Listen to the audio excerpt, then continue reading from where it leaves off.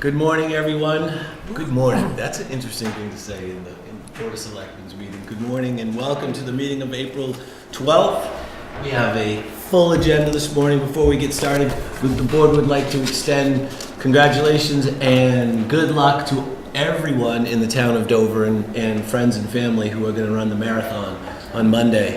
And it's going to be a little bit cold, a little bit rainy. Like last year. Last year was a hurricane. So Yeah, what about the wind? The wind would be wind's going to be a little bit of a factor, but for those of all of you who are running and have friends and family who are running for charity, and most of the runners obviously run for charities and for causes, good luck. It's going to be a great day and have a great event. So with that, I'd like to welcome everyone. Camille and Joanne and Maureen, thank you very much for being here this morning. Our first order of business is to hear from, actually before we start our first order, citizens' comments. Do we have any comments from citizens other than to start right in? Thank you very much. We're going to hear from Council on Aging. Camille Johnson is here.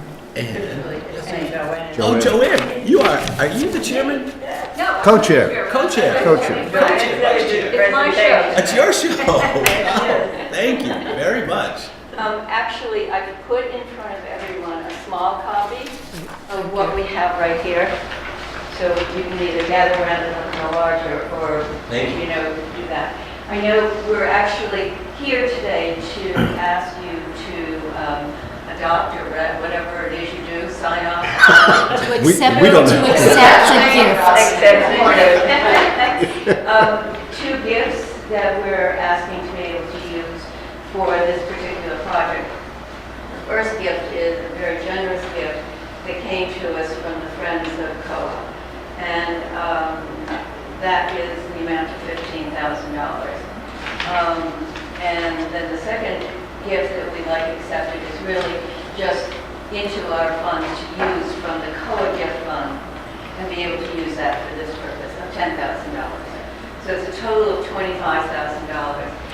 And the purpose of all this is we've had quite a bit of feedback, as have the Friends, that they felt as though the COA space at Carroll was not very welcoming, didn't really have a place for people after classes or whatever to come in and sit and have a cup of coffee and feel comfortable.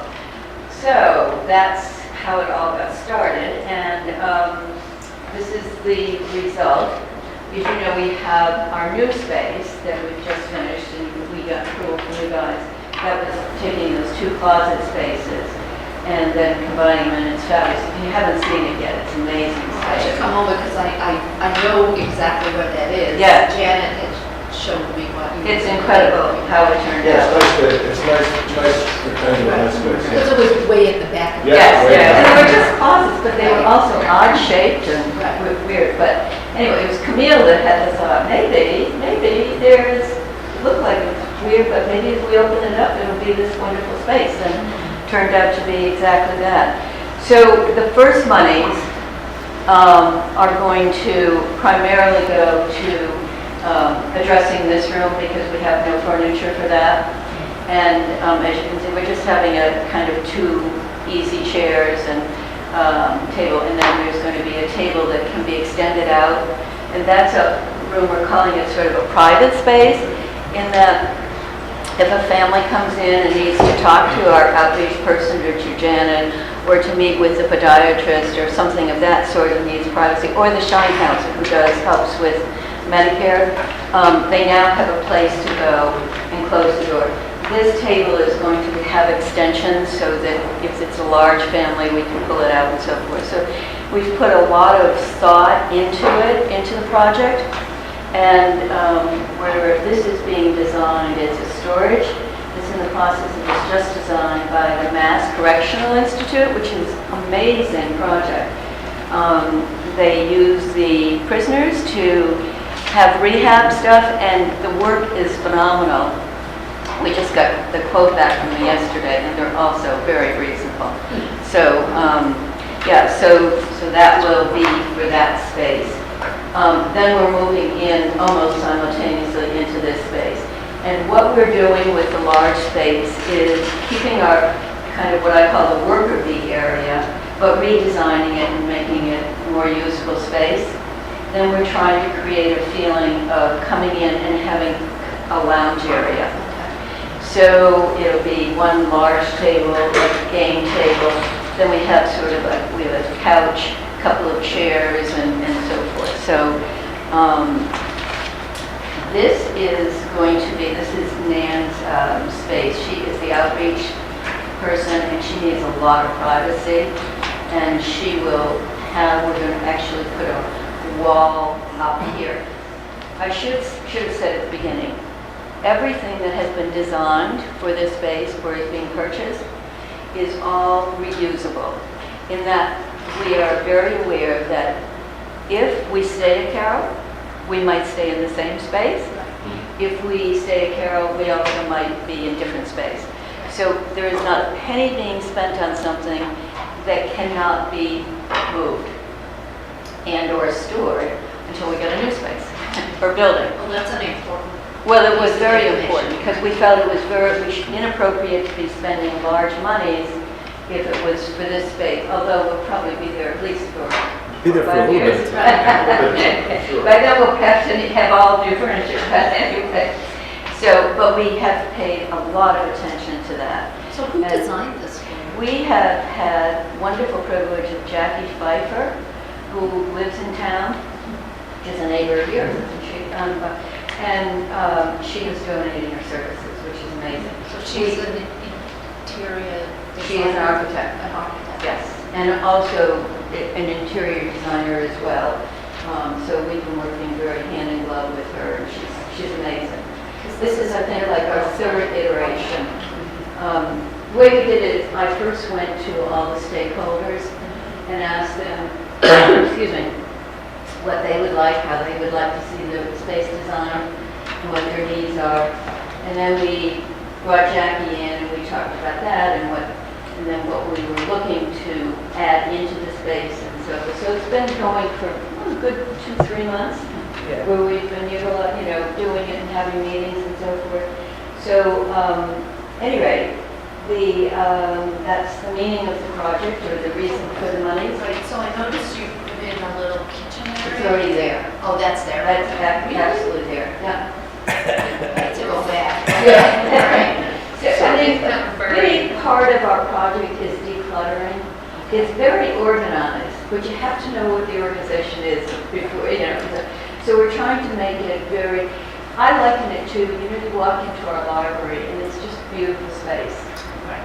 And we're trying to Makes you create. smile. Exactly. That's what we want when everyone comes through this door. But, so that was the, kind of the mission, and that's what we're going to be using the money for. If we have any money left over from this project, from these 2 rooms, we're going to be making a media space in 116. 108. 108. That's the. The blue room, I call it, the blue room. I know what you mean. So at any rate, it's going to flow right through.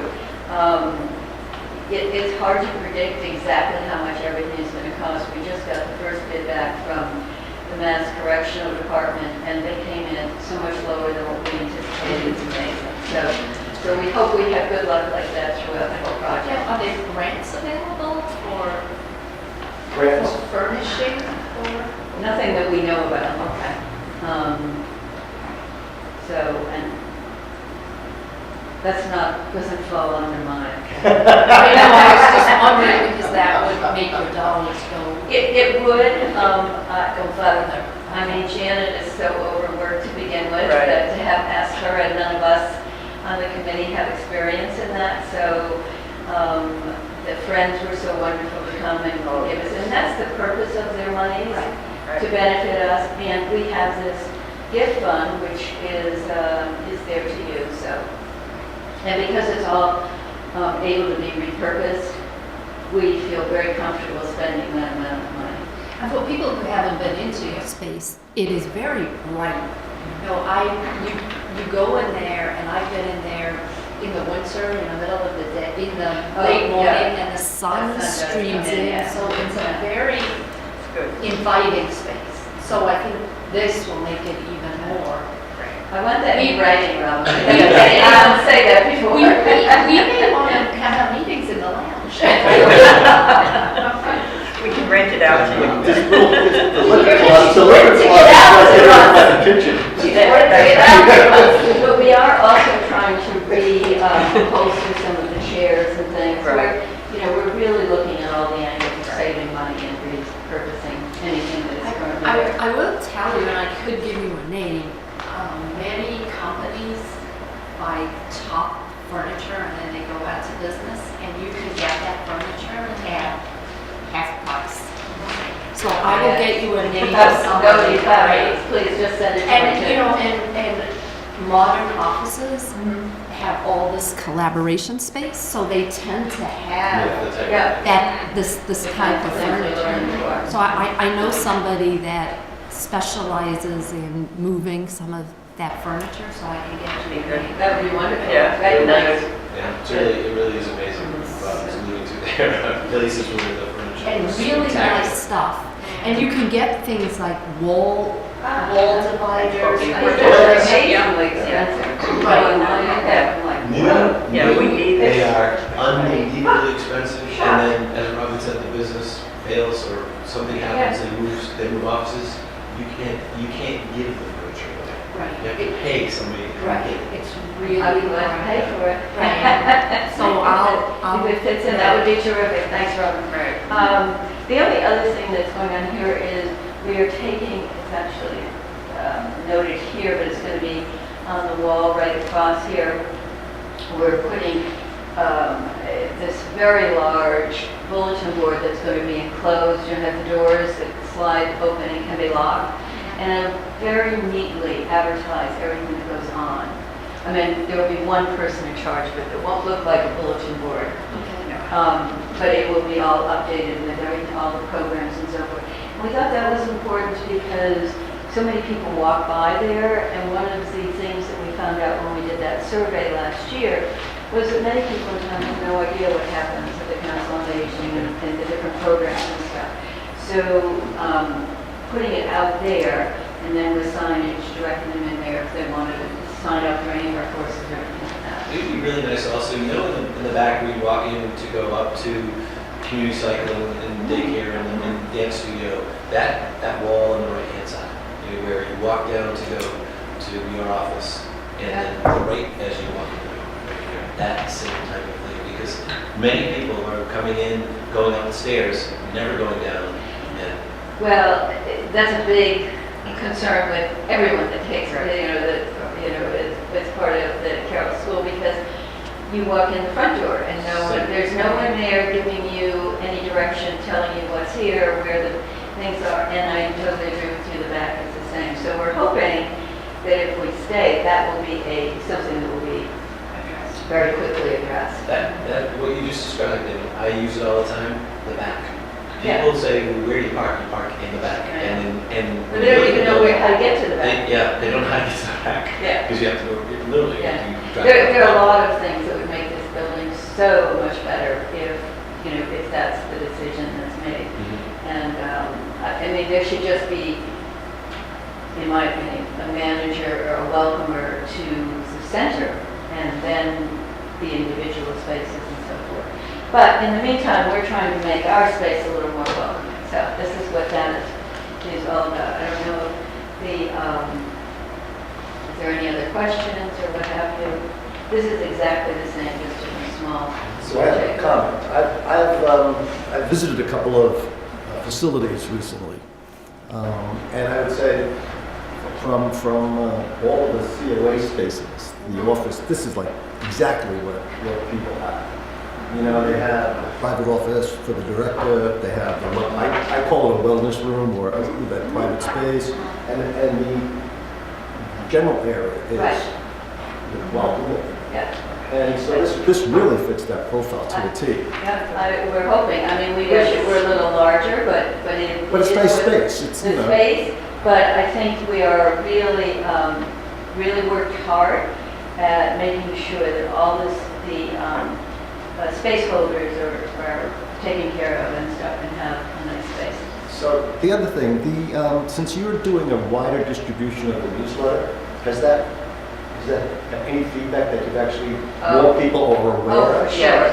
Programs are better attended. Oh, yes. People, the feedback that I've gotten from a lot of people in town is just like, wow, what a difference. And they really like getting it because they know what's going on.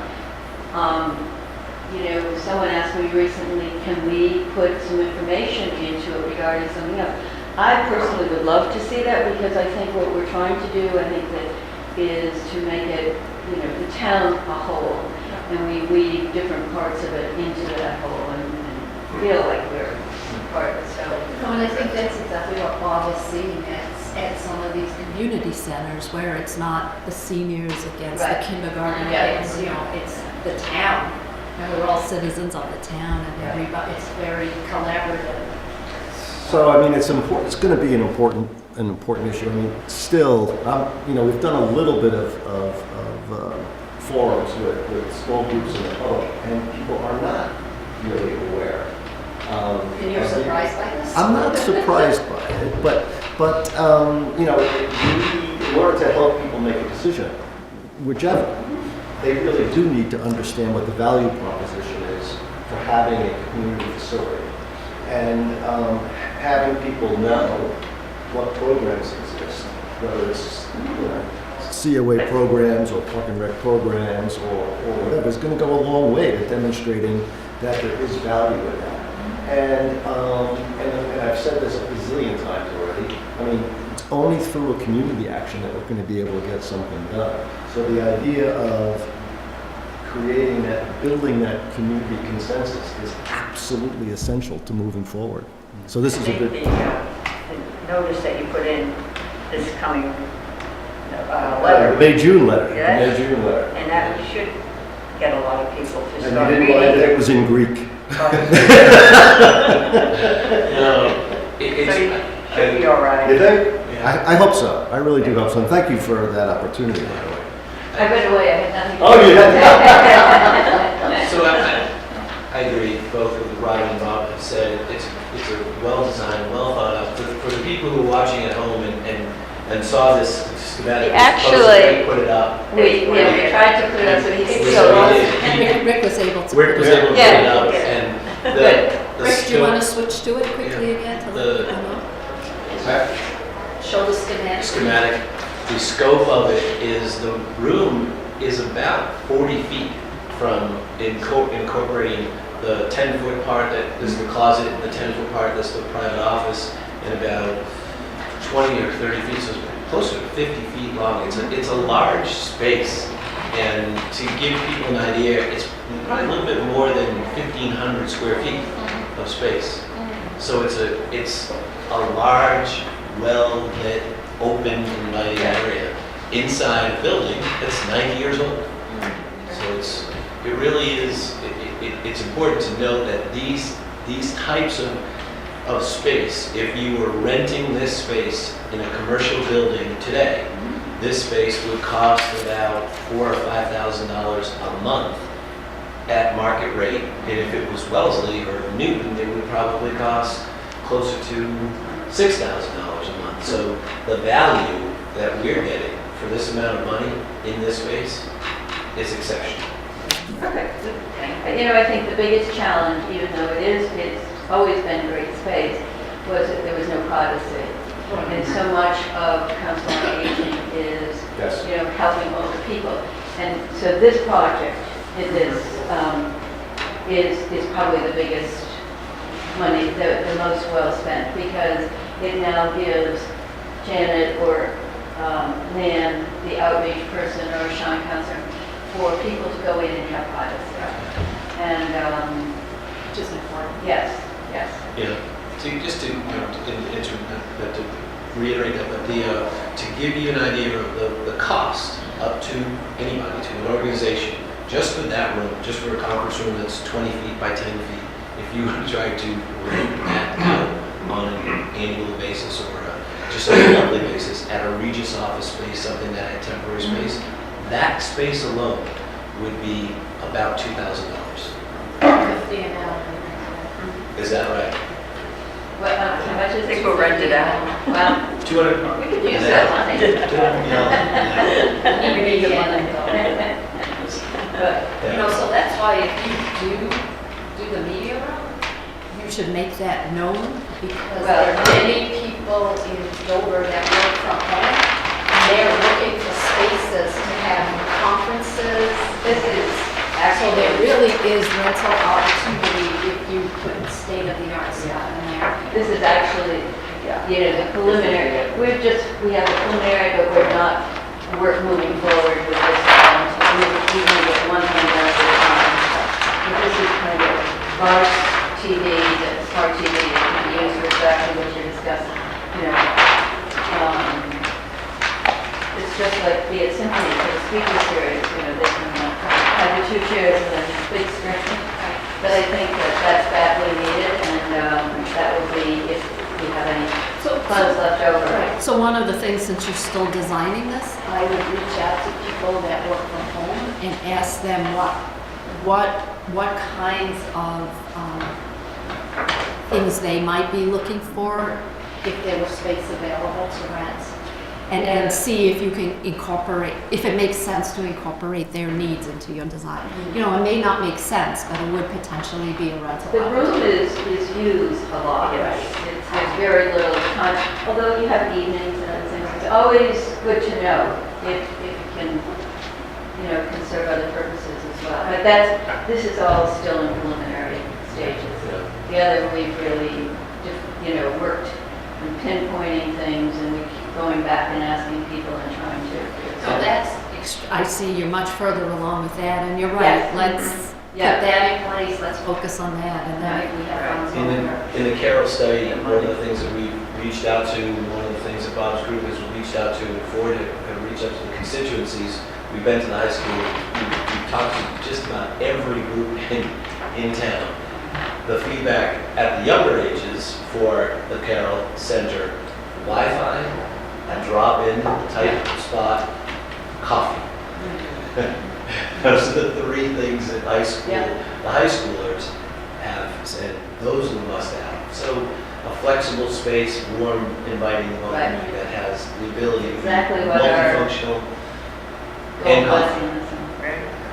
And recognizing the life cycle, the daily life cycle.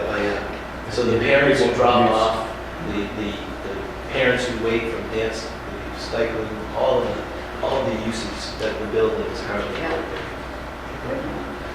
So should we make a motion? Yes. Well, could I just, there's just one little thing that needs to be, we would ask please that we could have changed. On the, well, I don't know, the first one, the one from the, for 15,000, it asks for, it states that the monies will be used in the current fiscal year. And that's actually my fault because I didn't realize fiscal year ended in July. Okay. And I panicked because we'll never have it done by then. So we'd like it to be counted. We just want to make sure that, you know, we have the use of all those monies ASAP to do our project. So Carl, do you have to specify that? No. The motion doesn't, no. But Right. just the back of paperwork, we can change that to calendar.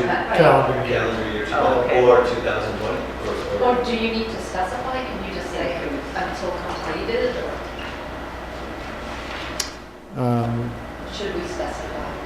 It should either be just taken out altogether. This is our audit trail, so Right. if we don't need a date, then we should just take it Let's take out. it out. Yeah, That would be that would great. be my Yeah, suggestion. oh, good. We just didn't want to run into the possibility that, whatever possibilities, if someone would say, okay, no more monies of this to be used for this project, you know, we were trying to, so that's great. So we don't have to incorporate no restrictions in it, just accept the motion to accept a $15,000 gift from Friends of the Council on Aging to the COA gift fund. So moved. Second? Second. All in favor? Aye. Thank you. And we have The the second second one. motion. Second motion. Move to expand the amount not to exceed $15,000 from the COA gift fund to furnish and design COA space at the Carroll Community Center. So moved. Second? All in favor? Aye. Thank you. Covers everything. You're welcome. Thank you very much. Thanks, ladies. We will take before before and after picture. I have it before, we just need the after. Well, in case you want to use it, you know, as an example of what can be done. I think that's a great idea. It's also nice if you've been into space, like they'll sometimes have a frame pictures. Yeah, This is before what and it looked like before. and this is what- You know, I don't know if the bulletin board idea, what I've seen is people having encased shelving across from the COA office where they've had arts and crafts displayed, people's, work, and that also sort of caught our eye as we went Yes, yeah. and toured different facilities. Yeah.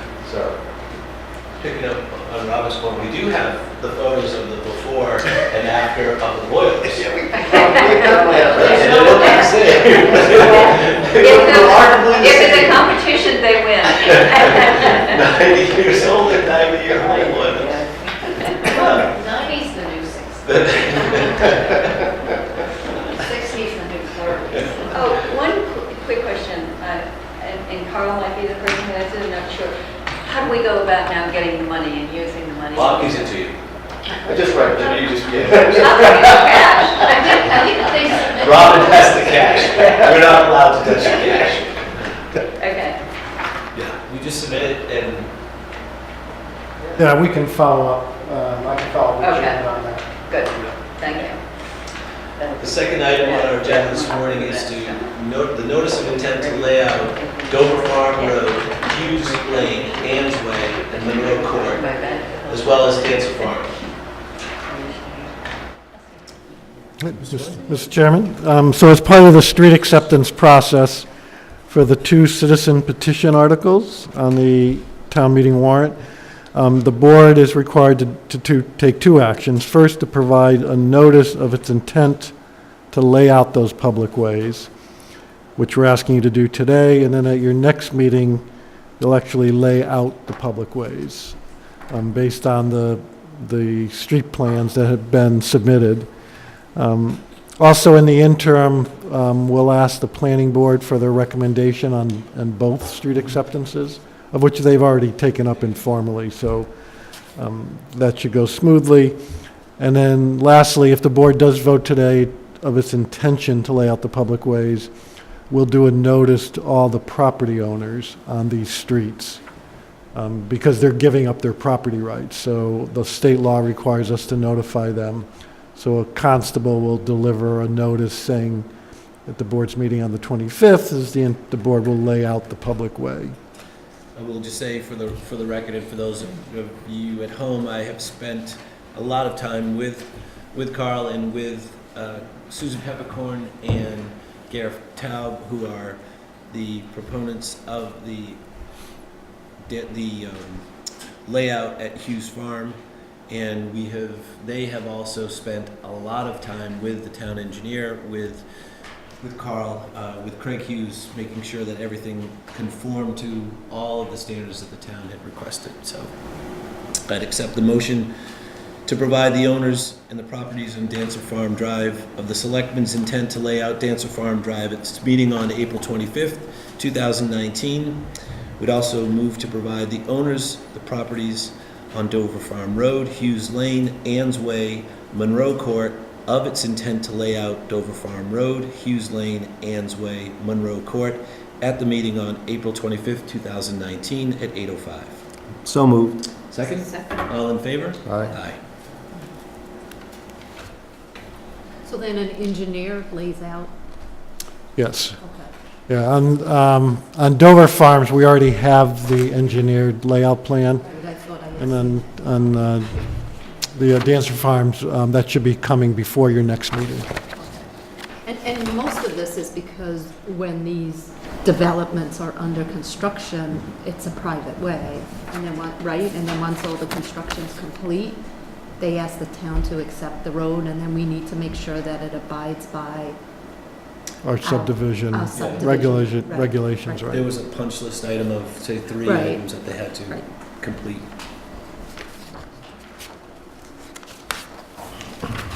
Carly, any other comment on that? Nope, thank you. The next item on our agenda this morning are the revenue for fiscal 2020, revenue projections and budget model. Mr. Chairman, so at the board's last meeting, when you had taken positions on a number of articles, at the end of that discussion, you had asked about the amount of free cash that would be necessary to balance the budget. So we had developed for the Warren Committee a budget and financing plan model for their use. So we've plugged all the numbers in, all their recommendations, and so just to balance the budget for the operating budget, the capital budget, and the special articles, we'll need $1,743,000 of free cash will be necessary. And the 1.7 million includes the 1.6? It does. Right, so I think that's important. So that's just moving free cash directly to fund a known liability. Yes, into a different reserve account, exactly. So the amount of money that's actually required is extremely low, and I think is a very, very good indication that the various departments have done a very good job for this year. Any other questions?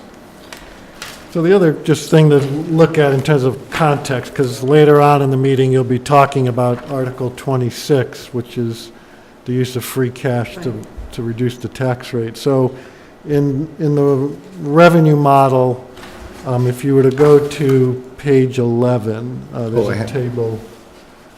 So is this new information for people, or is this part of the normal cycle? It's part of the normal cycle, but I really like that we're getting it really early, because usually the first time I see this is in the Blue Book.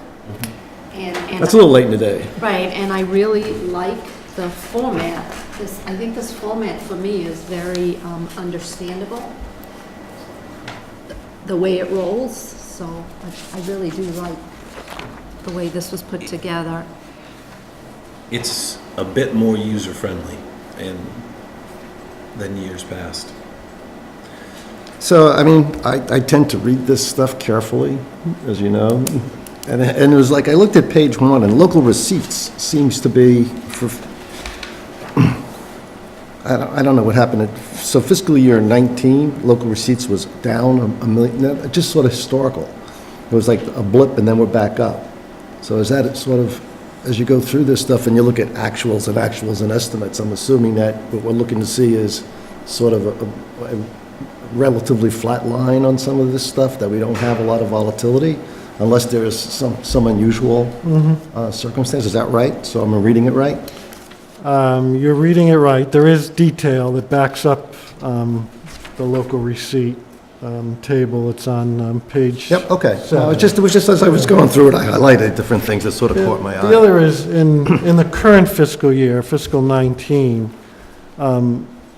very conservative numbers were used for local receipts. So those are not actuals for Yep, fiscal, yep. those were estimated. Yep. They were very conservative numbers that were used. And for fiscal 20, we tried to be a little bit more realistic in terms of what we actually expect local receipts to be. And again, if you look at the backup tables, we looked at a 3-year average and a Yep. 5-year Yep. average. And based on that, we made, Okay. again, I think a more... And that, I have looked at the recap for the last 10 years, and on average, the local receipts were so conservative that we typically came in on average about $500,000 or $600,000 above where they were expected to be. And so the only so when I would, for myself, try and roll free cash forward to see where we would be, Yeah. it was always the circuit breaker that came back. Mm-hmm. I would add 600,000 For for local local receipts? receipts. Mhm. And then I would usually take somewhere between 3 and 5% for budget overages. Right, which- cut on the expense Right, side. which for me is really good budgeting, and especially since we're budgeting for contingencies, because everything's cash-based, and I would come really close to where the free cash usually came in. Well, I mean, I raised the question only because the last 3 years in particular, there's been a lot of money returned to the cash reserves. And I know that there's been a fair amount of work done to try to understand, what's the cause? And there doesn't seem to be a silver bullet. Right. There seems to be a confluence of 2 or 3 or 4 factors. Right, and as we've talked about, there are various ways to manage the increase in the tax rate, and, certainly it's identifying liabilities that should be funded and moving funds directly to fund those liabilities in a special account. But the other way to manage the increase in the tax rate is to begin to look at the inputs to what the tax rate should be and see if we can do better at estimating those. And it does, I understand the need to be conservative, and we certainly don't want to be really aggressive, especially as we begin to slowly get comfortable with a new approach. But this is another way to help slow the increase, or potentially slow down the increase. in the Right, tax rate. right. Better match the, yeah. Right. So, there are many ways, there are both sides to the equation to manage. Good, okay. Yeah. Sorry. No, it's good. We're going to, actually, Bob, we're going to come back to that a little bit later on in our agenda this morning when we talk about how this particular modeling and everything that Robin just discussed will impact Article 26. Yep. So it's actually. Maybe it was a it's actually very preview. good. It's a very good preview. A very good segue. Because as we have all said numerous times, there are different ways to look at how you load either side of the equation, right? You can Yeah, reduce the yeah. inputs, you can increase what the outcome is, or with the hope of that you're going to decrease the free cash. However, you've got expenses that you will always have to fund at some point in time. How you smooth those expenses is the same logic and the same math. It's all as part of how the you same story, isn't smooth it? the same- Yeah. Right, Yeah. exactly. So it's keeping expectations in line with what our anticipated expenses are going to be. Yeah, I agree. It's all part of the same All I story. can say is this format is really good. It is nice. So thank you. We've worked a lot. It makes on it. a lot, it's really easy to follow. I think probably the town accountant who will keep this up in subsequent years, all the detail tables link to the summary tables. So you Oh, build the nice. detail, Right, and and it it just. links right. to the summary. And as you see where your actuals came in relative to what you projected, then you become better at Yes. estimating what it should be. Yeah, every year the data will be better Right, served right, for right. making projections. Right. Refined. Refined, yes. You were about to say. Yeah, I page just 11. want to, for some context for your later discussion about the Article 26, so on page 11 of this document,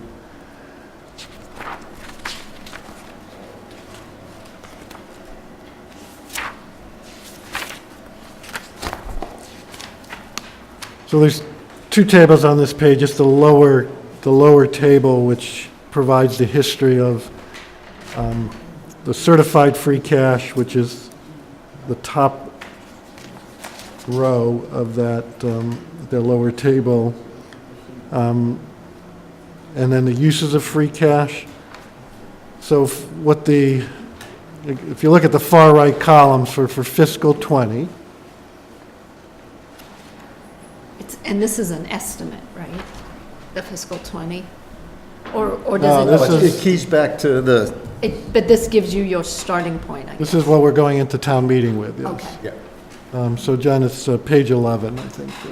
So it's that 1,743,000 that Carl Right. talked about earlier. Right, and I think, in the past, there has been a confusion at town meeting because, somehow the certified free cash number gets around, so everybody knows what it is, and then when you come to town meeting, you're already identifying certain uses for it, So it's lower than what the certified free cash number was. Right. So somehow we should keep articulating that, you know, part of it's already being used.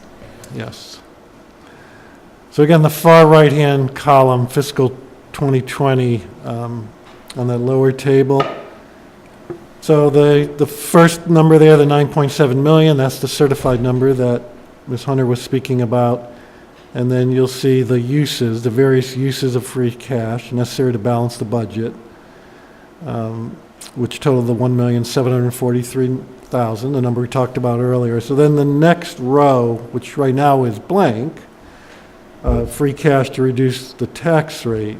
So the warrant committee now is talking about that number being $2.5 million. So if we were to plug that in, that brings your ending balance of free cash, or what would become your beginning balance for next year, but brings your ending balance to about 5.5 million. Right.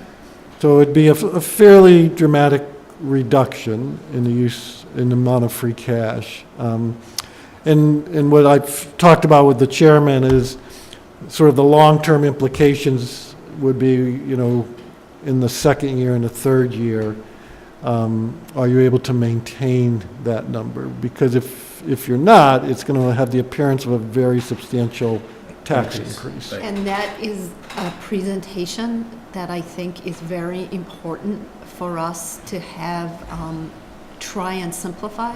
I think it's important to show the average taxpayer that the $2.5 million reduction in the tax rate, potential reduction in the tax rate in 2020, you should look at it as a one-time tax credit, because that's all it is. And so we should show homeowners that whatever the median house price is, your tax bill, let's say is $10,000 a year. This $2.5 million one-time reduction will reduce your property tax bill, and these are not realistic numbers. I'm just doing it So because it's if- easy. in your example, By it- like $500. Per million, so it'd be like, Right, so your tax bill for 2020 would be $9,500. And I think it's realistic not to expect the same huge tax credit or tax abatement. So what's going to happen in year 2021 is that was just a temporary reduction in your tax rate. So your property tax now, the 10,000 is the starting point, not the 9,500, and 2.5%. So this is not a permanent reduction, and I think it's really important that people understand that this is a one-time tax abatement. And what's going to happen in the second year, most likely, because I just don't see how we can consistently have a $2.5 million tax abatement. So what's going to happen is you're going to have a dramatic increase in your property tax bill. And I think it's really important, and maybe the treasurer or accountant can help, because I think if you show people the median house price is X, and maybe we do like an $800,000 home, $1 million home, a $1.2 million home, and show what this is going to do in year one and year two. And the other thing I've been thinking about, and I know this would be extremely cumbersome to the treasurer's office, that maybe instead of reducing the tax bill, I know that's easier, send a check. Because, like, say, here is your cash abatement, because that then would be a rebate. right, It your is. rebate, because that's realistic. that's what it is. And you know, a lot of why there was this big bump this year was because of the discrepancy between the free cash, which every year we basically give the town tax relief by utilizing free cash for the difference in the budget. And if you don't use the same amount, and I don't think people understand this, especially those people pushing for a large abatement. And so we, you know, I think it's important to get that out. It is. Jerry and I did the math on the average to exactly what Mrs. Hunter is saying on Tuesday, and Carl and I had the discussion previously.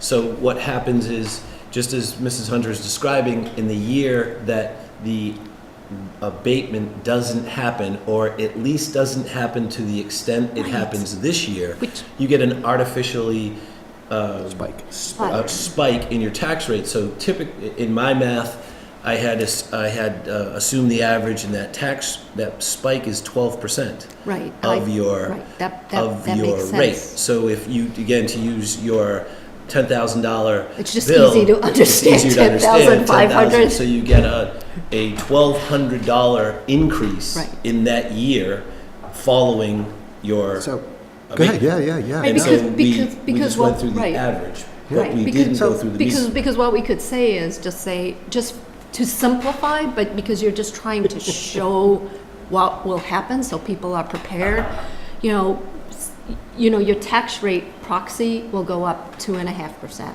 It's probably a little bit more because of house value, there are a lot of factors. Right. But this is just an example. Right. So, So we've been discussing this on and off 10 months.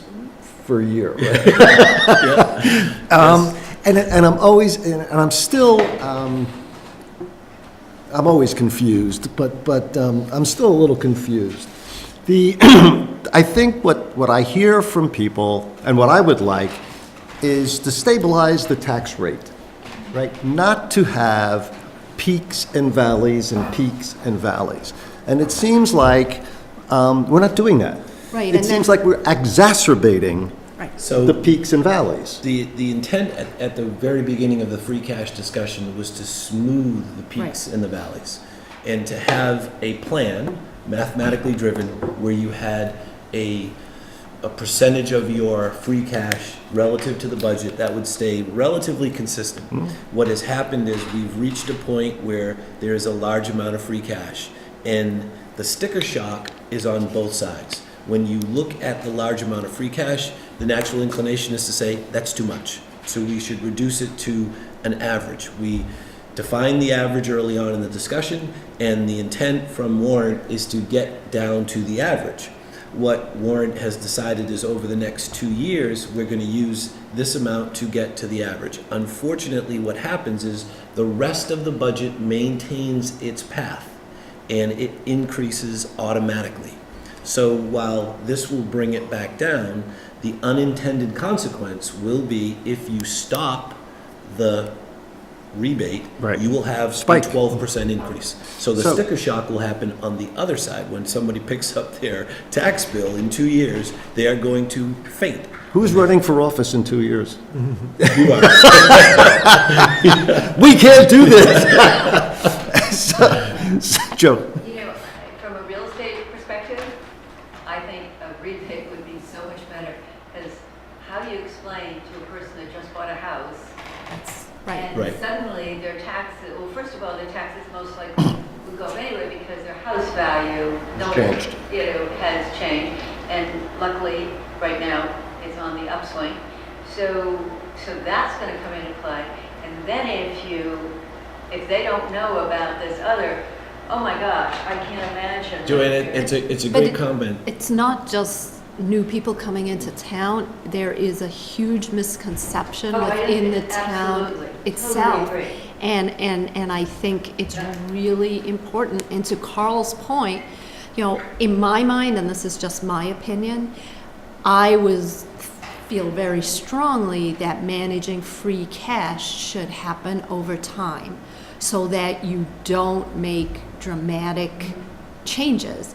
And only my opinion, I think $2.5 million is way too much, because I don't think we have had the time to be able to evaluate what some of the changes, like funding OPEB for $1.6 million, what that's going to do, doing a better job at looking and projecting the tax rate. So I'm a finance person. I am very conservative. Everybody in my company will tell you they want to spend money. And Everybody in the neighborhood as well. And I kibosh everything because, you know, you need to be thoughtful and About spending other people's about money. spending money, and I am all about getting value for the money that you spend. And I personally, again, this is just my opinion, not the opinion of the board. Personally, I am very uncomfortable with making such a dramatic cut in free cash when we all agree, the board, warrant, that we're working towards getting to managing both sides of the equation.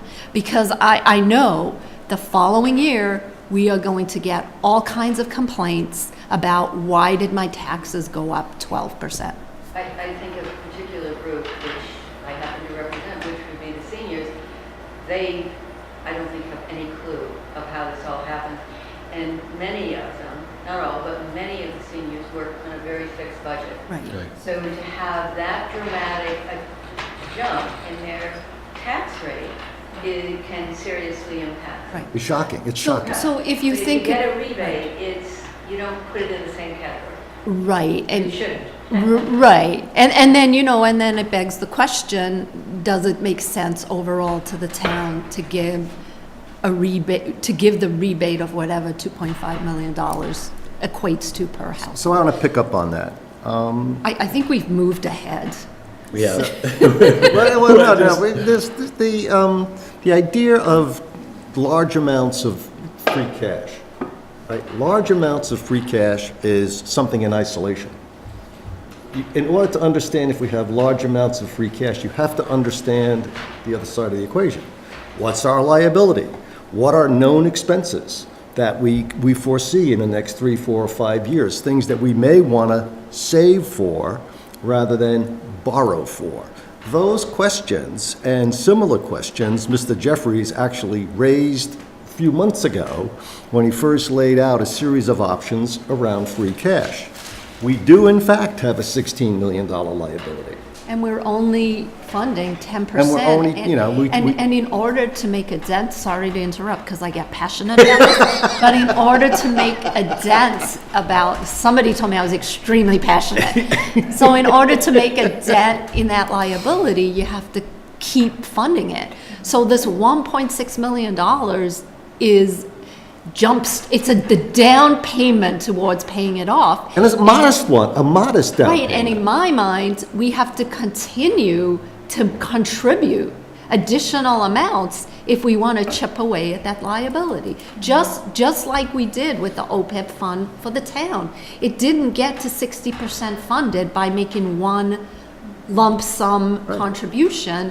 We had a plan in place where every year we put additional funds aside as part of our operating budget. But if you think about it as taking out a mortgage, a $16 million mortgage, you would want that down payment on that mortgage to be substantial. Right. But again, so that's only one element. We know from the Capital Budget Committee, there's going to be a spike in costs in the next 2 or 3 years. That's going to have to be covered. Do you borrow or do you save? There is unknowns around what's going to happen with Carroll. That may be a big borrow, either way. That's coming up. There are things that we want to invest in the town that we're not sure what the amount of money is going to be to talk about investment in the infrastructure of the town. We think the townhouse may need to be renovated. So there's just a whole, now, we know this, but we haven't socialized some of these issues. Well, we've begun the process. We've begun And the don't forget process. open space, We know that conservation. we know that there's interest in having a greater way to influence development, whether it's through an open space fund. There are just an awful lot of things that come to me, speaking as Bob, that come before handing money back. And I think those are choices that we should be asking the people to choose among. Right, and It's you just know, too easy the other way. Right, and I don't, and you know, again, I do not support a one-time quick fix because in my experience, a one-time quick fix results in mistakes being made. Unintended conflict. And we know for this town, I became chair of the warrant committee the year after, or 2 years after, there was an enormous, I think we gave back $3 million in a tax rebate. And we had 3 years of overrides because we could not, and it's not unique to Dover. The same thing happened in Wellesley. It happens in a lot of towns. So you need to have a long-term vision. And, you know, I love the framework that we created. We're demonstrating by working with Warrant on a framework that can get us to where we need to be. But I really counsel everyone to be patient and to do this over time. And the only way to, you know, we need to show citizens the impact on them personally. Yes. So that they understand what it means. And at the end of the day, it's the citizens of Dover who will vote, not us. That's right. Oh, we'll be able to vote too, but it's just 3 votes. Yeah. Would you like to add anything to this part? No, Because that was it. we're going to come back to a little bit of this, but Yes. thank you. It is a very, very good segue. So there's no motion that is No, it was just, I required think it's just discussion, yeah? on that Cool. part. This is a discussion, right? And a very good segue into our next item for discussion, the annual town meeting warrants. And actually, you just, Mr. Chairman, you sort of covered a lot of the discussion just now Right. that we had anticipated for this agenda item, really around Article 26, and, because that was the one item the board had not Right. taken a position on. I would like to clarify for people at home, and Mrs. Hunter both and Mr. Springer alluded to what the board gave, and we spent a lot of time looking, we've spent 10 months, as many of you know, and for those of you that don't, we created a free cash discussion group 10 months ago specifically for this purpose, to give the town a thorough understanding of what the options were with regard to free cash and how the free cash is utilized, not only this year, as Mrs. Hunter and Mr. Springett both have alluded to, but in the years to come. And when we went through our computation, we used, as Mrs. Hunter alluded to, a rather conservative estimate. We gave Warrant what we felt our top priorities and objectives were. We looked out into the future. As I alluded to, we have taken into considerations things that we think we will need and the town will need in the future. We will need to fund part of Carroll. We will need a down payment towards technology. We have, as Mr. Hunter pointed out, as Mr. Hunter, Mr. Springer pointed out, Mrs. Hunter. I could be Mr. Hunter. Alluded to, we have the townhouse, which will need repair. The schools will have roofs, both the middle school and the high school. So our intent was to smooth these known expenses and to be able to combine with our free cash a formula-driven approach that would be, as Mrs. Hunter alluded to, conservative, but yet something we could really draw upon where we knew we had room on both sides. So we gave Warrant a projection of a use of free cash of approximately $2.5 million to $3 million in total.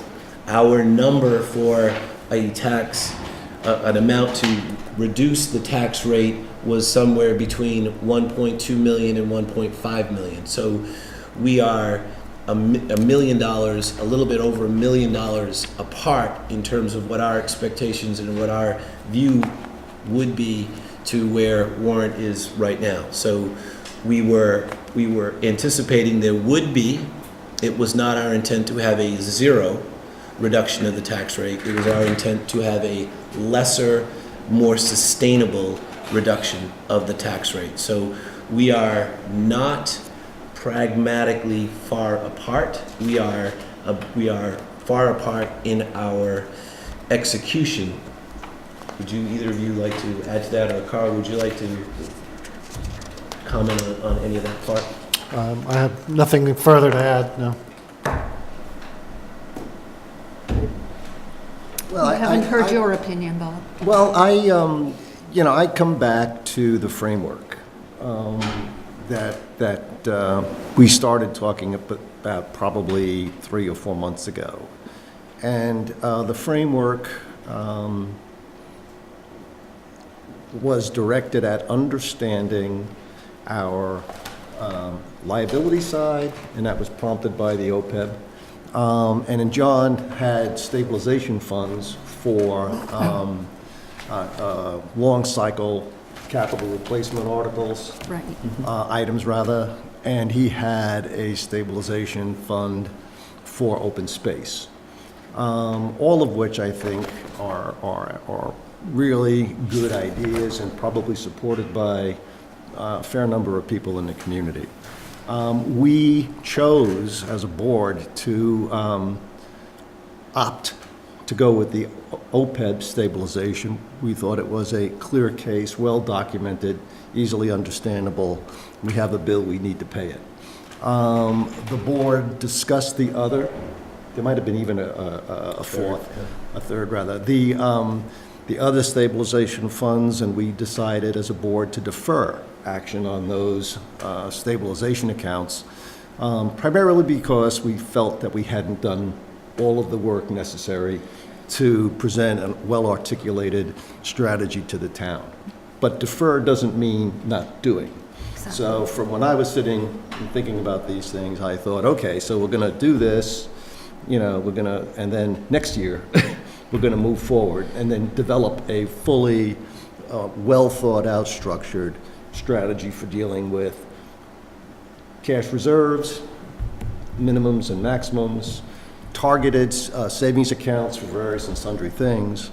And as a last thing, we talk about, and also understanding better why we're generating so much flow between the revenue side and the expense side on our planning. If you get all that stuff put together over a 2 or 3 year period, then you actually know what's going on. You've identified the things that you have to pay for. You've socialized all the issues with the town, and hopefully you have a consensus. And so when we come to this whole set of ideas, I think we really need to go slowly until we fully understand the mechanisms behind some of this stuff. I find it hard to say, yes, we're going to give money back, whether it's a rebate or what, when you're sitting there with a large liability. Right. It just seems to be, you're sort of taking out of one pocket and you're going to have to replenish that money. So it's just odd to me. And I'm not even a financial person, although I do have a degree in accounting. Well, thank you. Sorry. No, thank you. Very well said. Very well said. Do we need to move an article? Do we need a motion on this with regards to how we would suggest Article 26 read? You will at some point if you're going to make a different recommendation than what the warrant committee is going to bring. So, Jerry and I have been working with regard to what Robin alluded to, that slide that will show the consequence, the unintended consequence, if you will, of what will happen a year from now or 2 years from now if that amount that we're using to reduce the tax rate stops or goes down. There will be a tax increase. What we had proposed was between two warrant, not voted on by us because we wanted to hear what warrant had to say with regards to what their numbers were.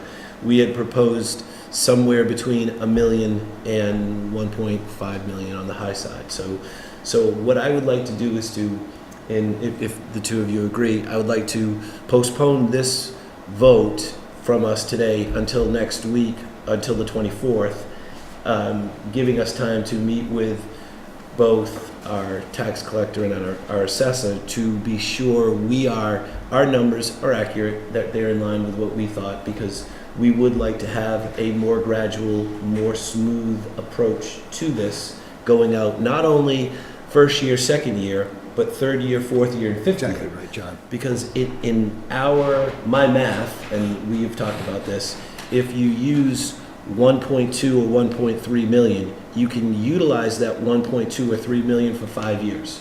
rather than the 2.6 million and potentially a little bit less and then a lot less in the third year. I just think that it would be more impactful over a longer period of time to have a gradual effect. Are you okay with that? Yeah, I mean, Just to I moving this to agree the- with this, but I think we need, I don't know if we need to vote or not, but we need to let Warrant know that we disagree with their because that's what I'm hearing. Right. That Oh, we yeah, clearly. disagree with Right. their We did- we 2.5 will, million. yes. And then the issue is, I think the Blue Book's gone to print, so we don't even have the opportunity in the To put a Blue number Book in. to say why.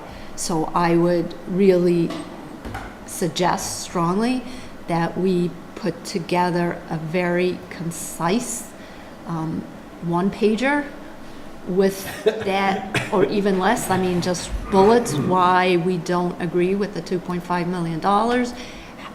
You know, I think that what am I looking for? What Jerry's gonna put together will really drive home to citizens of Dover how it's gonna impact them, the example.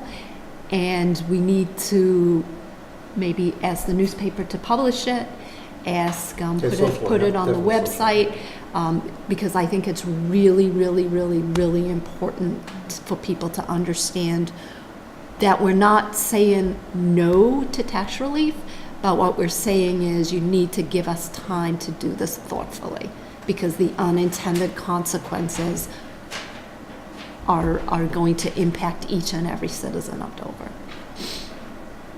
Yeah, I agree.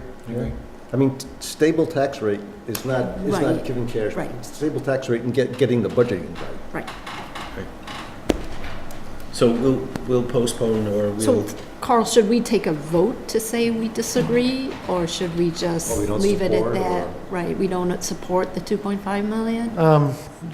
You can or you don't have to. I mean, there's Okay. not a right or a wrong way. I think maybe the more important point is conveying to the warrant Okay. committee All right. Sentiment of that the at this board. point, the sentiment, yes. Well, maybe we should take a straw poll. I am not in favor of it. Nor am I. Nor am I. Okay, there So we go. it's the sentiment of the board. Yep. And So I- then, John, you will articulate that That- to the warrant committee. Yes. Yeah. We can move to the next item. Thank you. To review the annual meeting draft motions.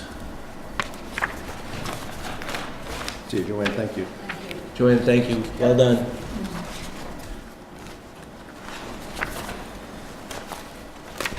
Carl, we've had a chance to look at the number of motions. There, I don't, going through them, I didn't have any that I felt strongly needed to be changed. Are there any comments or suggestions? So I just, on Article 4, page 7, A favorite article?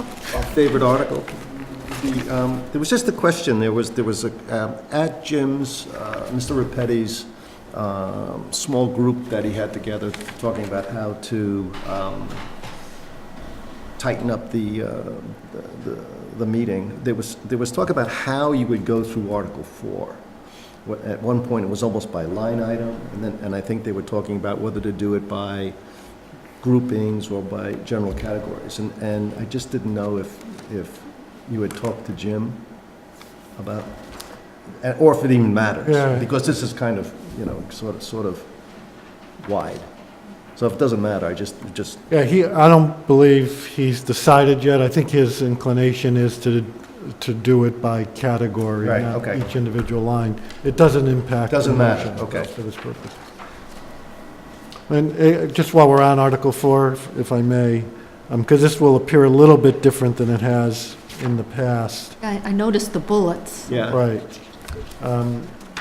So in funding the budget, we draw on two available funds. One, the Title V receipts reserved for appropriation. It's a septic program for residents, where we loan them money and they pay us back. So that's one of the bullets that has to be identified as a funding source. We do it every year, $10,400. Okay. The second is the State School Building Assistance Bureau reimbursement for the Chickering School. for the debt service, so that has to be identified as a revenue source, specifically has to be identified. The third one will look a little different to you.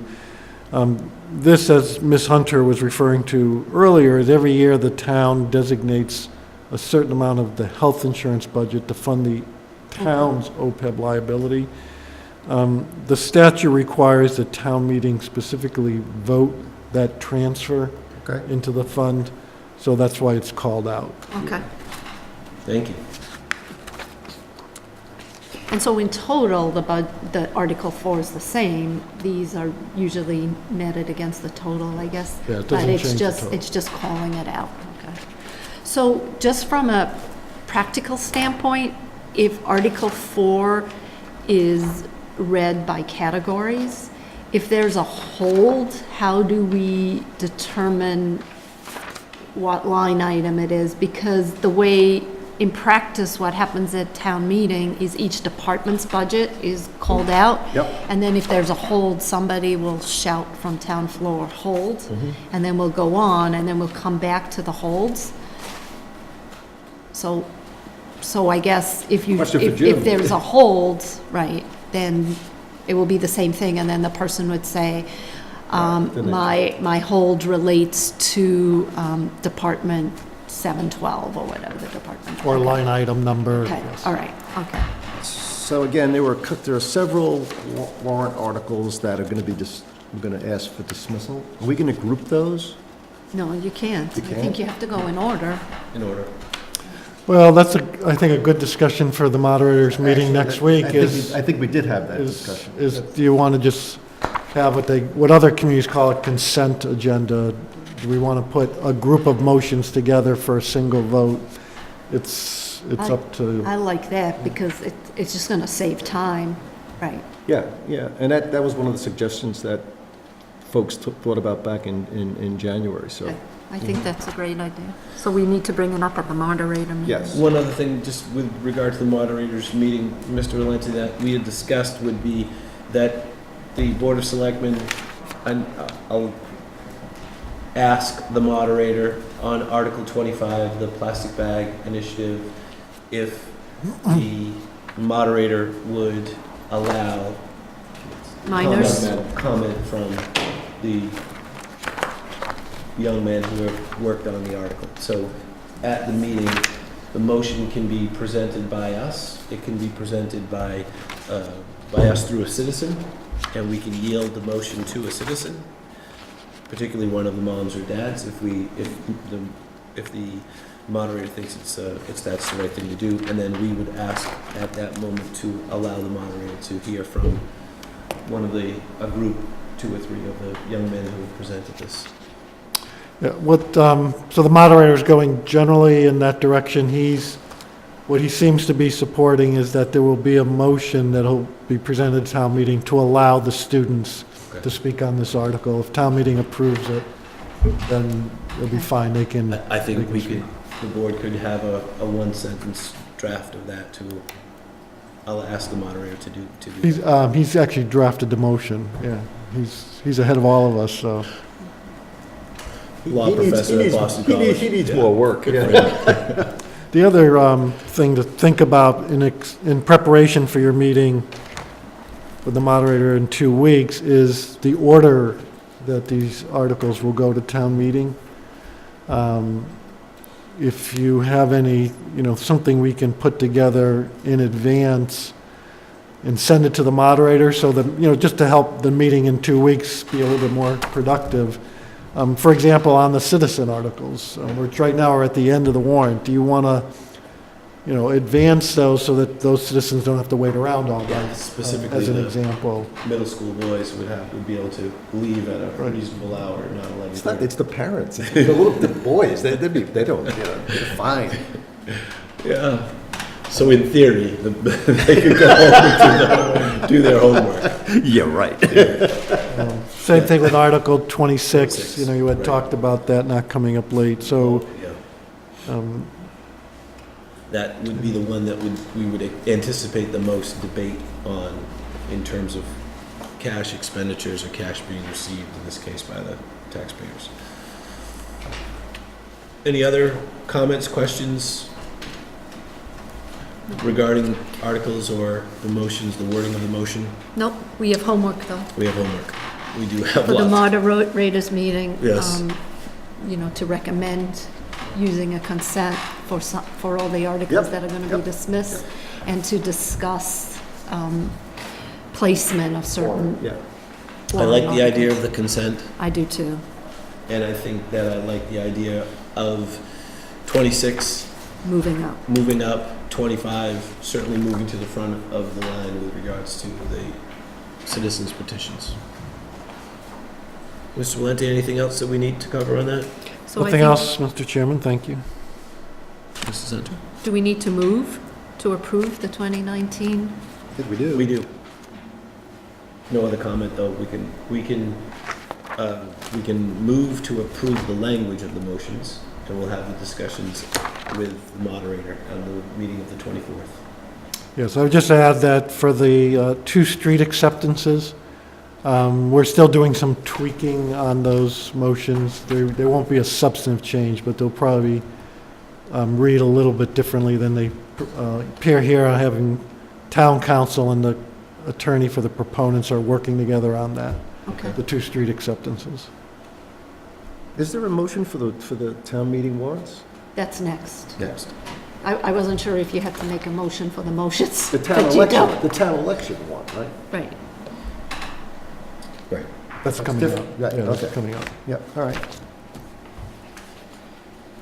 So, can we move to the next item? Sure. I think this can be quick. Yeah. Yeah, right on time. Yeah. Almost right on time. To execute the 2019 annual town election warrant. Second. Moved. So So moved. moved. All in favor? Aye. Aye. So moved? I do have a comment, though. Yes, On please. page 1. For these purposes, the polls will open at 7 o'clock in the forenoon. In the forenoon. It's Old English. Old English. I mean, definitely wearing wigs. In the forenoon. We would like to see you in your wig. Yes, we would. Yes, we know you wouldn't. No, you wouldn't. Oh. Updates. Right on time, 10 o'clock. Look at that, great. Look at that. Rail Trail. I don't have an update on that. I did talk a little bit to Friends of the Dover Greenway, and we're gonna set up a meeting, and I keep asking them to propose some dates to go over the costs, so I saw Val at the supermarket on Sunday, and she said she would get back to me with some dates. Thank you. And while I'm at it, I could just give you an update on the Yes. town administrator search. So we got 32 resumes from the search. The search committee is meeting this afternoon to go through those 32 resumes. There's some, we have a range of skill sets for the candidates. I was really pleased with the quality of candidates that we got. And the screening committee is working with the Collins Center this afternoon to determine which of the candidates the screening committee would like to bring back. And then they'll make a recommendation to the board. One of the things the Collins Center asked us not to do is to go out and start Googling the individuals, but rather just look at the resumes, look at the summaries that they provided, and each of us individually make recommendations of who we would like to interview, who is off the table, and who is a maybe. And that's what we're going to discuss today. So it will be really interesting to see if there's consensus. Like in my mind, there were 4 really strong candidates, but it will be interesting to see what the other members of the screening, how they felt. Yeah, So my we are moving experience along. with the schools, a couple of times you've done this, and it was really interesting because going through the process, and in that particular instance, people did coalesce around a handful of Right. candidates Right. relatively quickly. I was Yeah. surprised. My experience was the same. Right, and we did have, what I call traditional candidates, and then we had some non-traditional candidates apply as well. Yeah, so you have a nice, you have a nice Right. diverse set of Right, potential right, candidates. Sure. Right, so. That's great. So is the process closed now, or is it still open? No, it's It's closed. closed, so no, you can't get any more resumes. So No. John, you can't apply. My retirement. Maybe Sorry. someday. Sorry about that. Thank you. My family will thank you, I'm sure. Carol? So Carol, we have done a couple of, as I said, forums, trying to do outreach into the community, and there is a fair amount of lack of knowledge about what goes on at Carroll. Yeah. I mean, there's a group of And people. you're surprised by this? You know, to a certain extent. And so, you know, you hear a lot of the opinions and concerns and issues that we've heard in the past. So no, I guess I'm not surprised, but it is interesting that you know, the extent of effort required to inform and engage. It's just very high. Right, and you always have the naysayers, you know. And you people- always have. There's Yeah. always people telling you how you could do this better. Yes, yes. So. Right, so. So in addition to meeting with people, and hopefully as the weather improves, we'll be able to spend more time, outside doing it. We have drafted 2 updates. One that's going into the COA newsletter, and I think I shared copies on that, which basically tells a little bit about not what we've done, but what we've found, and what we think we're going to be doing going forward, just to kind of set the stage.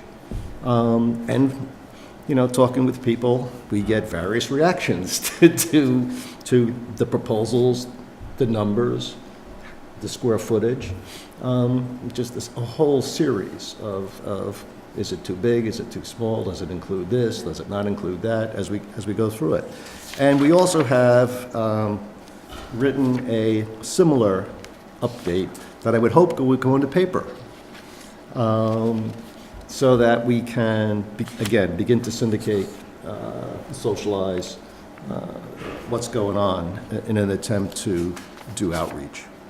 So that's really it. And then going forward, it's really engagement. So as we're sitting here talking, and I'm realizing that town meeting is 3 weeks away, I'm wondering if we had talked about the summer of potentially just doing a little bit of outreach, just us as a board, and maybe going to the transfer station. So I'm wondering if maybe the weekend before town meeting, if we, It's like the 29th? yeah, maybe if we set up a table and just had the warrant and could answer Sure, questions to people. Borrow Carol's tent.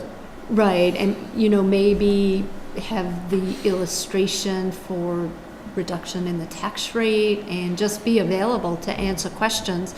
I don't think we all need to be there the whole time together, but maybe if we just signed up for windows, Right.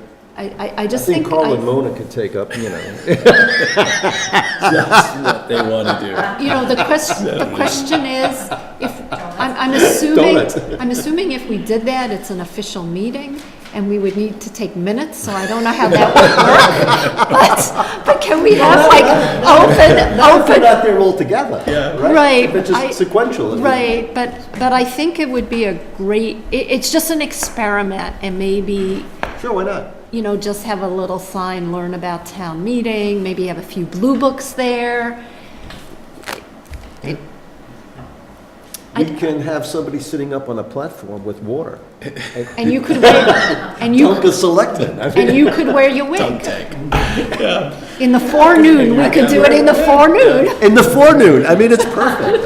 With your gavel.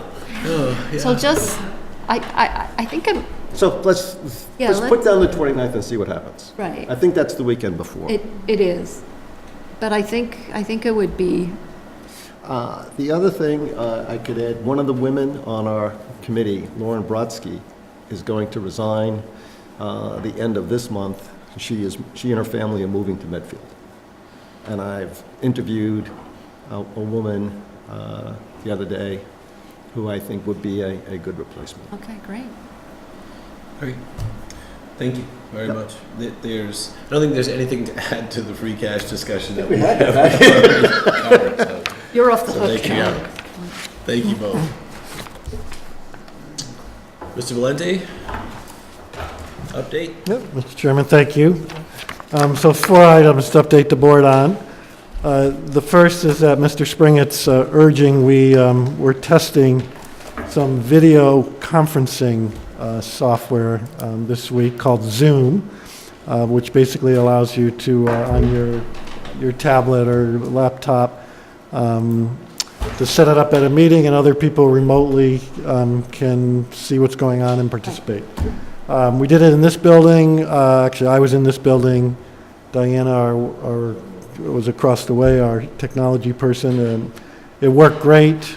You could hear well, you could see well. Right. It's remarkable So, yeah. how well it works. And you can record if you want. You can record the meeting as well. There's a function. To do that, Yeah. yes. Can you imagine recording us at this meeting? It is It is being recorded. It's that fellow over there. I know, just trying to think of that out loud. So I know Mr. Springer, Watching it. Mr. Springer wants to experiment with this at your Carol meetings, trying it, so we'll be purchasing a license and getting the passwords Oh, necessary terrific. for folks to use that. Second, I've been keeping the board informed about our email system, which has been seemingly crashing every week. It crashed again this past Monday for the day. Again, Diana was figured out what was going on, and a computer in the Board of Health had gotten infected, I guess, with some type of malware, and was sending out hundreds of emails every hour from that computer, just generating them, which put us on the internet provider's blacklist, which, when you're on the blacklist, it shuts down your domain until you can get it corrected. So she was able to do that on Tuesday. First, she took that computer downstairs offline. Yep. Contacted the internet providers, got us back on the White list. acceptable, the white list, That's what it's called. Yeah, There's yeah. a blacklist and whitelist. and so we've been fine ever since it happened. Thank you very much. The Board of Health also contacted me this week with regards to the Wi-Fi in their printer. So the Wi-Fi in the printer was not receiving consistent signals to be able to actually print. Is that something that was connected to this? No pun intended. Not that I'm aware of. I'm not sure if it hasn't been brought to my attention. I don't know if it went to Diana's attention Have to you look heard at that it. before? No, About the printer? they're, She's working on that. yeah. The Board of Health related issue with the printer is making sure that there are procedures in place to, I think, build appropriate files of the photographed or copied materials so that, and storage. So it's more about using it and how it's using it and how the information is filed and accessed, I think. And I think Carl and Felicia, I think, are going to be working with a small group to sort of iron that stuff out, yes? It's Yes. basically your update. Yes. Oh, okay. Great. Thank And you. then 2 other items to add, one of which involves more homework for the board. So the board has Robin loves homework. Transfer station. The board has decided that you want to have a goal-setting session at the end of May to try to discuss and prioritize. Date? Well, that's one of the things there was consensus around either Thursday or Friday, the 30th or 31st. My suggestion is do it, early in the morning, start sort of 8 to noon type of thing, and really just if you had a preference between those 2 days at the end of May. At the end of May. Friday's better for me because I seem never to have to, Friday? yeah, because my travel schedule changes by the moment and it's And usually we're not here. on Friday, right? Mona, can we just make sure we're all on the same page with regards to May, the month of May and scheduling?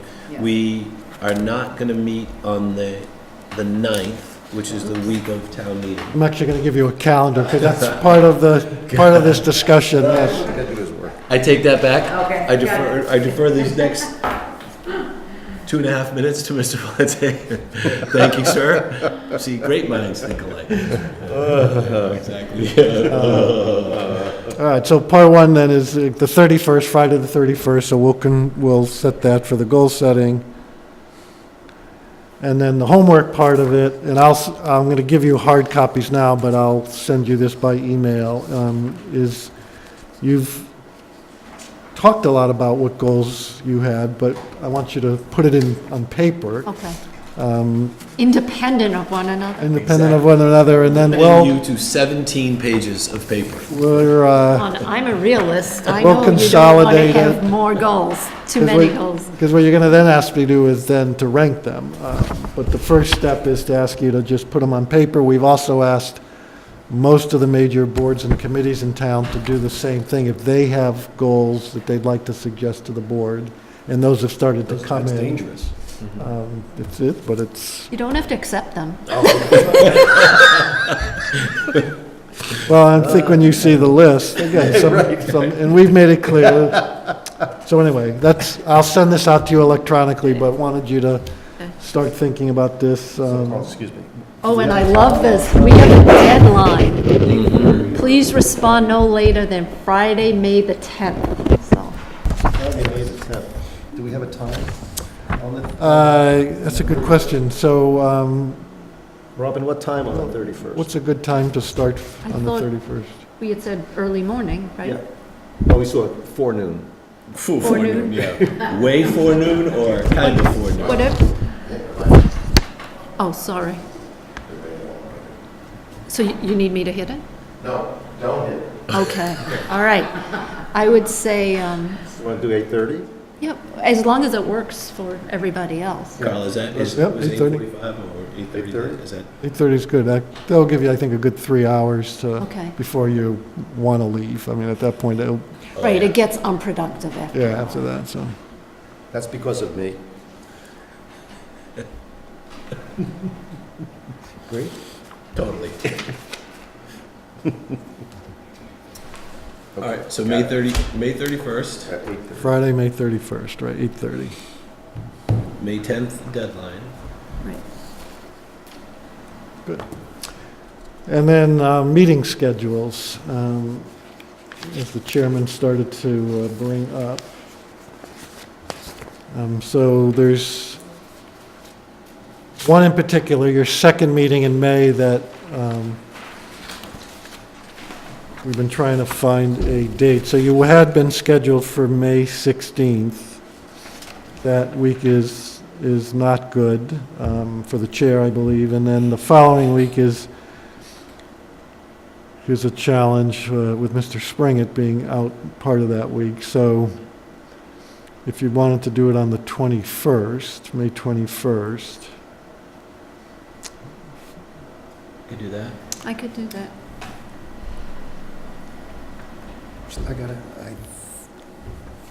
I will be in New York that weekend. And I think we're back the 21st, I just don't know what time we're back. So if the meeting was. If we did a regular Regular scheduled 6:30 meeting. meeting, it should be okay. Okay. If not, I guess we could do it the 28th, but then we have two meetings on. Yeah, we can do it the 28th. well, let me ask the second question about time, scheduling, because it also may play into this. So hearing the report from Ms. Hunter earlier about the town administrator search, you're going to also have to start thinking about times to do your interviews, Right. which again is a very challenging May you have right now. So you may also want to think about holding at least, I would think, 2 nights or two Right. meeting schedules for that. And then one of the things the search committee had talked about is that maybe we do that in June, once we come down to the finalists, is doing that meet and greet kind of thing. So I will be in New York on the 21st. I don't know what time I'm going to be getting back, just to make it clear. My daughter's graduation is Monday night, so there's likely to be extracurricular activities on Tuesday.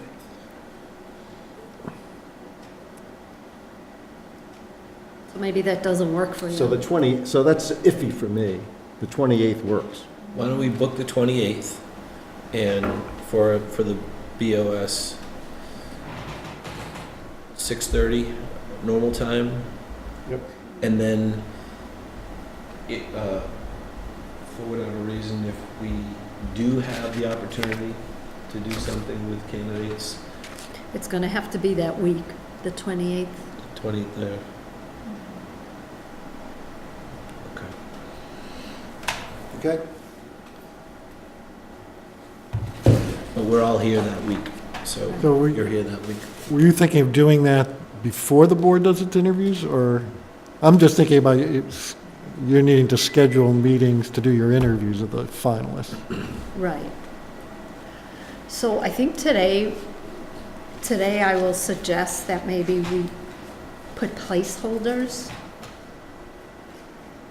on people's schedule, on, some suggestions for placeholders. Are we gonna have to do those for the Saturday, like a Saturday type of a thing? That was one option to do that, but we don't have any there, so.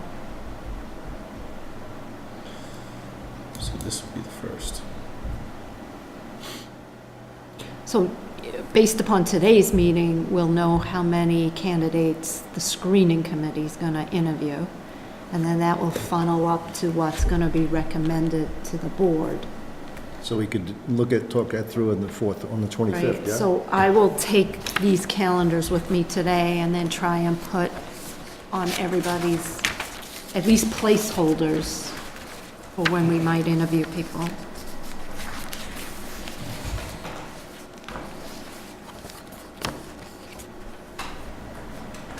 Okay. Mr. Valente, is that good with you? It is. Let's do this. Thank you, Mr. Chairman. Thank you very much. The consent agenda items. I know how much this kills you not to be able to read all of the liquor licenses. I'm really good with that.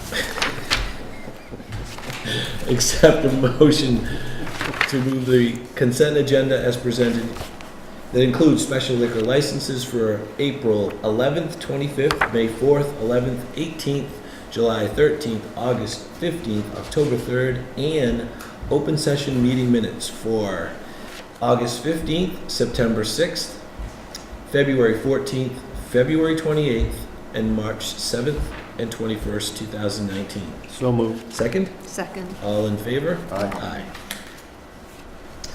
Any other items?